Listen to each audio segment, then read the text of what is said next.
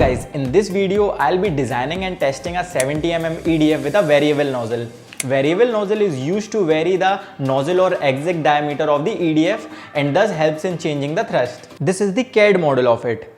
This time I have designed 8 blades to make the nozzle. I am using this 2500 kV Sunfun motor and I have already 3D printed all the parts with 0.2 mm layer height and 30% infill.